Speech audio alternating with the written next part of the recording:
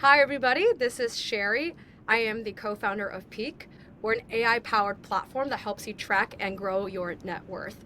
Something that I like to do for fun is actually talk to other fintech founders and see what I can learn from them, which is why I started this Fintech Founder Series. And super excited to be having Robert, the co founder of Goro, on the show. Over to you, Robert. Awesome. Thank you very much, Sherry, for having me on the podcast. Super excited to share a bit more about myself, my personal journey so far, as well as what we're building at Goro. But in terms of a brief introduction, I'm originally from the Netherlands, where I did my primary school, and then I moved to the UK for my studies. That's also where I started my first company at the age of 20. So it was a very early start for me. I ran that business for 5 years, which was a tailoring e-commerce business. So we allowed anyone to kind of design their own tailor-made shirt online, and we would then ship that out to them across the globe. But after about 5 years, I was kind of done with that business. So I was able to sell it, and which saw me move to Singapore. And then 2 years ago, I started building Goro, which is Indonesia's largest fractional property investment marketplace, where we allow anyone to invest into high-yielding Indonesian property from just $1. That's awesome. How did you know actually at a young age that you actually wanted to build a business? That's a great question because both my parents are not entrepreneurial at all. Both worked, one worked in the hospital, the other one worked in for a large corporate. So there's no necessarily like entrepreneurial blood in my family there. But from a very early age, I've always been kind of hustling with my friends where whenever my friends wanted something, even at a very young age of say 11, 12, 13 years old, I was always the one that would source this for them.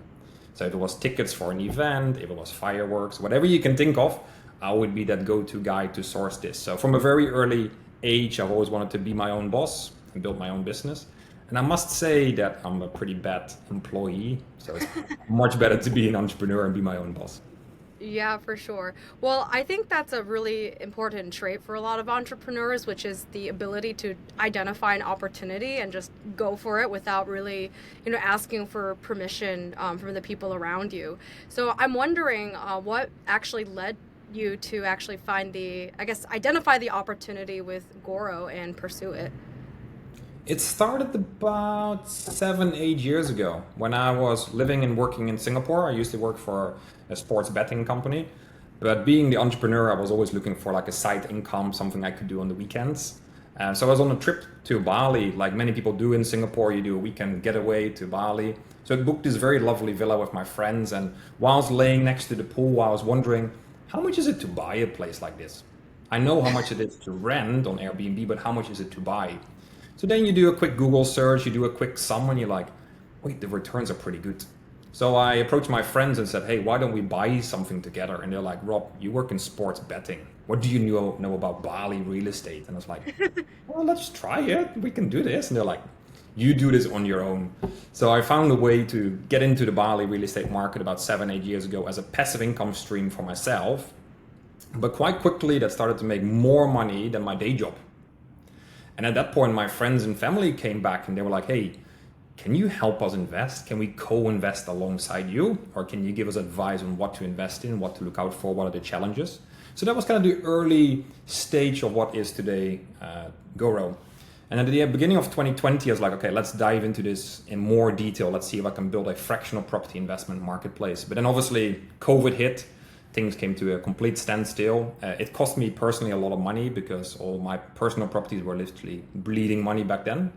But as COVID came to an end, I saw the tourism coming back to Bali. I was like, you know what, this is my time to do it. So I resigned and we started building Goro.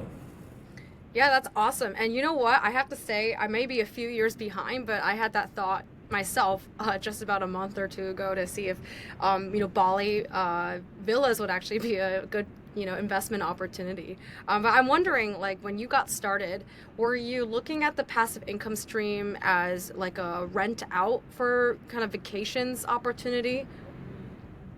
Yeah, so I started as with a rental arbitrage, which is pretty big in most Western countries where you basically rent the country and then you sublet it.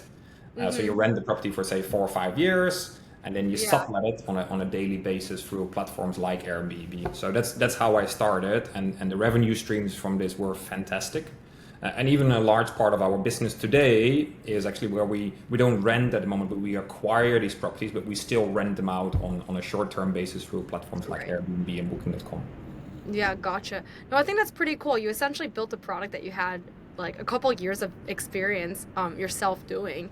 What made you go down the route of actually fractionalizing it and making it, I guess, easy to buy with $1? Because I know, property itself can feel sometimes out of reach for some folks if the down payments are a certain amount. But how did you, I guess, get to that point, or what made you decide that this is the problem that you want to solve?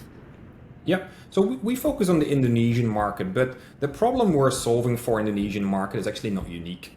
It's the same in every single country. Let's take the US, for example. There's a lot of REITs there that allow people to kind of fractionally invest into real estate also. But in a country like Indonesia, there's basically no REITs in the market. There's only two of them, and they don't perform very well. But people from all walks of life always aspire to invest in property. It's kind of that middle class thing. When they've own or invest in property, they've reached that middle class status in life. And unfortunately, in a country like Indonesia, where financing is either nearly impossible or impossible at all, makes it very challenging for them to make that investment into real estate. So that's where fractional investing, where we bring people together and we all own a small piece, they can actually own the whole property and they can benefit from investing in real estate. Yeah. And can you actually walk through maybe like how that legal structure actually works for ownership, right? And then I would also be curious about what the technical implementation is if you're using like tokenization technology on the blockchain to facilitate that. So, yeah, just two aspects, right? Legal as well as the more technical side of it. Just the legal side, we could probably talk about an hour about this. Yeah. In a short recap, so when I initially looked into this business model, I'd met an Indian co-founder. So we thought of pursuing the Indian market. So we Yeah. spent 2, 3 months trying to get this off the ground. We spent a lot of time in India, but we struggled around the legalities. So that's when my co-founder and I at that point broke up. And then I met my current co-founder, who was an Indonesian guy. So we started building in 2020, May 2022. So we spent about 6 months with lawyers and tax advisors going back and forth, which was Yeah. extremely stressful because you have this dream of building a successful company, but every night we would have calls with the lawyers and they would shoot down the idea and they say, no, you can't do this. So we basically went through the entire regulation within Indonesia, what's possible, what's not possible, and then we would cross-check with that with the tax advisor to make sure we could legally do this from a tax side as well and then avoid double taxation. And then eventually we came to a structure which which is the token structure that we use today that is legally allowed. At present, it's still gray, it's not regulated. Hmm. And the tokenization piece, we are using blockchain on the back end, mainly from a for transparency purposes. But yeah, it's mainly from the transparency purposes that we use the blockchain. It's not necessarily from a transacting standpoint, Hmm. because a lot of people still think that blockchain and crypto are the same, which they're completely different. And also, people, when they hear blockchain, they think of volatility and risk. And Yeah. real estate is one of these very safe, stable asset classes. So we try to keep that separate. Yeah, that makes a lot of sense. And just to clarify, the issuance of the tokens is just for like the primary market right now. Is there any like secondary trading that also happens? At present, we just have our own primary market where people can buy from 10,000 rupiah, which is about 62 US dollar cents, to buy one token in a specific property. There is no secondary market at the moment. So what we actually offer our users is we offer a buyback. So I let's say see. they invest $100 and after a month they've decided that this is not the right investment product for them. We simply buy back and we will resell on the primary market. Because we've Gotcha, always wanted to gotcha. give people this flexibility. There's a lot of real estate investment products that lock in your money for 5 years. Hmm. Myself and Nor, my co-founder, are willing to lock in our own money. So how could we then tell other people to lock in their money? So that's why we offer the flexibility. I see. So, what's the minimum holding period if there is? Like, can I technically buy, today and then decide, oh my gosh, tomorrow, you know what? I just need to pay off some hospital bills, right? Like, what's the holding period requirement, if any? There is none. So you could literally invest now and withdraw the same day if you want. which is, especially in the Indonesian context, a lot of people have a relatively low financial literacy. Yeah. And they have a term here which is called hot money and cold money. Their hot money is their daily spending money, is what they live off.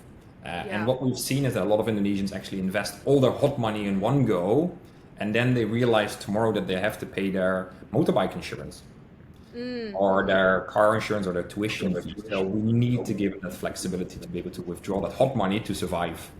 Otherwise, their money would be stuck. Got it. So that's really interesting. So because this is like fast moving in a way, like the Indonesian investors see this as hot money. So they have something kind of, I guess, left over that they may not immediately use instead of having it just, collect without really earning a yield in a bank account, like they can invest it into Goro. Absolutely. Yeah, I can see that being really attractive for, retail investors because again, you're not like a family office or you have the luxury to be able to have longer time horizons of investing. You're kind of looking at the same pile of money sometimes between investing and actually needing to spend it. But the other part that I think is interesting about this as an attractive investment opportunity is the high yield component. So could you actually walk me through the math a little bit? Like high yield, that sounds really interesting. Like it sounds like it might be double digits. It might beat the S&P 500, which again, always people are looking for something like that. So how does that actually work and what are the numbers? So often when we talk about our returns, in an Indonesian context, the locals are perfectly fine with it. But when we speak to foreigners, because we also allow foreigners, non-Indonesians to invest, they're always surprised. They always think there was some sort of scam because how can we deliver double-digit returns consistently? So ever since launching Goro about 2 years ago, we have consistently delivered more than 11% net rental yield per year. So this is post management fees, post tax, maintenance, insurance, whatever. It's all net of this. So it's a relatively high return. In the Indonesian context, some of the neobanks offer 7-8% fixed deposits. So we're slightly higher than them. And so it's definitely a competitive product, which we realize by renting out these properties in arguably the number one holiday destination in the world. So Bali has year-round tourism, especially at the moment where July, August, September generally some of the busiest months of the year. So we get a lot of tourists coming in who are looking for a nice villa, which we happen to own. So that's how we make these income. Yeah. I mean, I have to say that the Bali phenomenon isn't just restricted to people within the APAC region, but even where I'm from, the US, Bali is like seen as that destination that you go to in Southeast Asia. So I've even been to, a few North Americans' weddings in Bali. So it just really goes to show that like it's not stopping anytime soon when it comes to being like a really hot place to, go for a vacation or go for a holiday or, even have a wedding, right? Actually, that reminds me. I think that you mentioned before that some of the properties were specifically for wedding venues, right? Yep. It's Bali has taken off. Bali has been a very popular tourism place for many years, even pre-pandemic. But in the last few years, it's really exploded, and a lot of people book places for their weddings. And it's also a very popular honeymoon destination. So there's also certain complexes that are specifically built to cater to weddings. Some are built specifically to cater to honeymoons. And yeah, it's just a fantastic combination of activities that you can do in Bali, from the good food to shopping to nightlife to the beaches to the jungle. It's kind of the full package that Bali offers, which is quite unique compared to other holiday destinations. Absolutely. And on your side right now, like you have two parts of the market to manage, right? You've got, the supply side, which is the properties and everything. And then there's the demand side, which is like the people who are, investing and, putting money into this. What does expansion look like? Like, are both sides what you're working on, or, what's the biggest thing on your mind right now to kind of growing this company and investment class? It's definitely a balancing act because you want to make sure you have enough properties available at any given time to meet the user's demand, but you also want to make sure you have enough user demand that you can buy these properties. So it's a very fine balancing act, which we're still trying to get right, to be honest. But for now, we are laser focused on Bali hospitality properties. So these are short-term rental properties. And in Jakarta, we focus on lower end housing, where we also deliver quite competitive returns of about 8 to 9% net rental yield per year. So we have a very good grip on these two segments in the Indonesian market. But obviously, these are very small if you look at the entire country.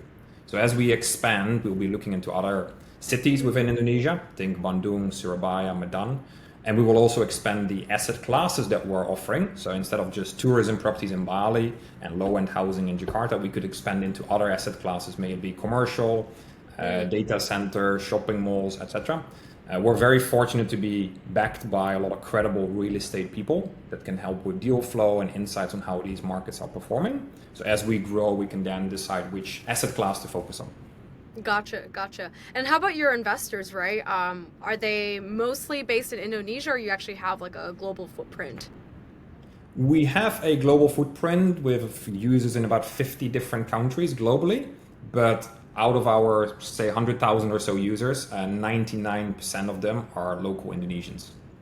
Because once we started building Goro, we had to focus on a specific user group. Because if you're targeting foreigners, the messaging is very different than when you're targeting Yeah. locals. So we said, let's make sure we can build the demand for locals first, and then we can always expand to foreigners.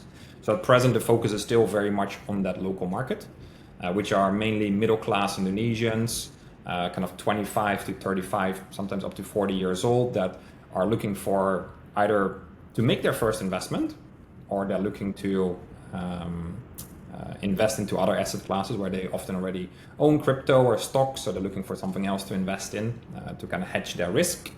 And that's where Goro comes in. Yeah, I think that makes a lot of sense. And even for our own company, right, Peak, we are globally available for people to use. I think same thing with Goro. But I would say a lot of our targeting still at the users are people that are based in Singapore. A lot of the tougher integrations we do are also more Singapore based. But that being said, when we do go to Indonesia and decide to do more there, certainly would be interesting having Goro on our product so people can track their investments against equities or crypto for a more comprehensive portfolio.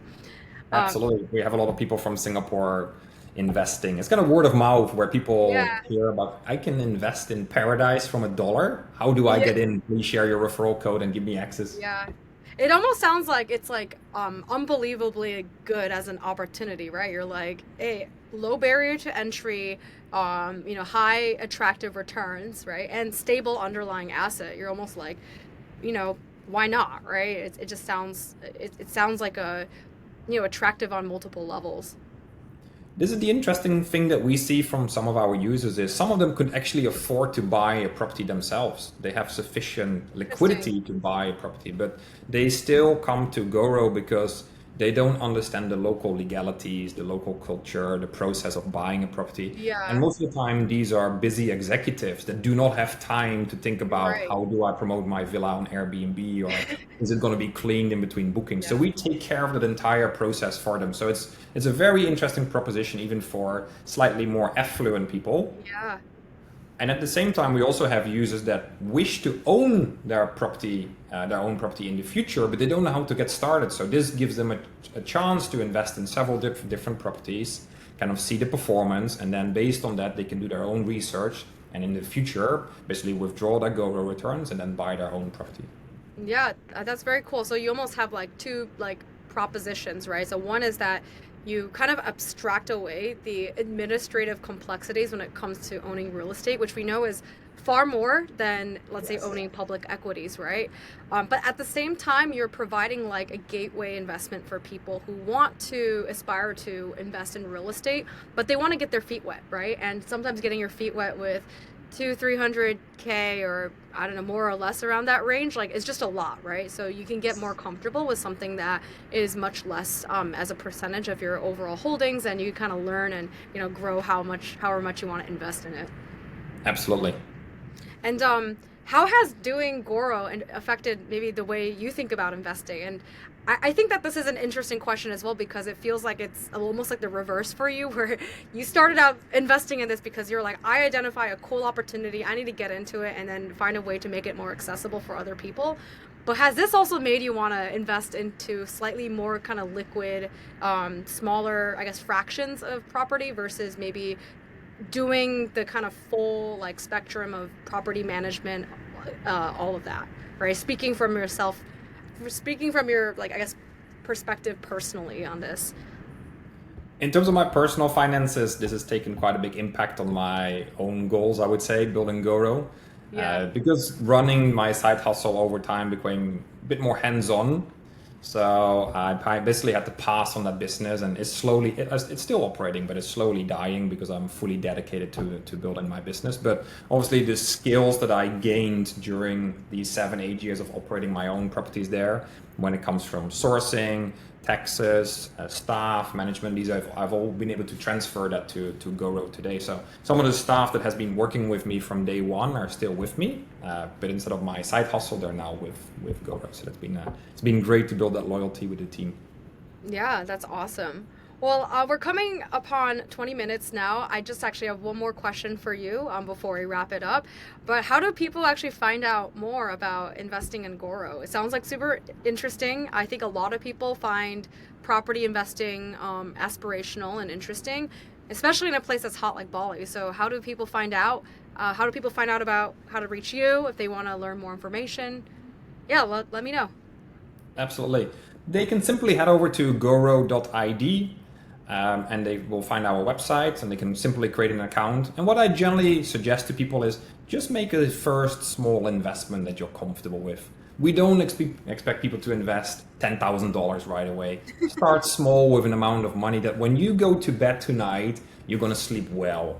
But it's also an amount that you feel like, hey, I want to keep track of what I've invested there. So start with something small, perhaps try and buy a few different properties to diversify, and then you can always decide what to do next. Either reinvest, diversify even more, or simply withdraw. We make it very easy for our users. Awesome. Well, thank you so much, Robert, for chatting with me today. I think this is a really interesting learning opportunity for people to find out about how they can invest in real estate in a way that wasn't necessarily as accessible as before. And I'll share with everyone how to reach you and how to check out the website in case they're also curious. But I wanted to thank you for taking the time out of the day to chat with me, and hope you rock the rest of your week. Awesome. Thank you so much for having me on. For sure. All right. See ya. Yes. Bye bye. Okay. I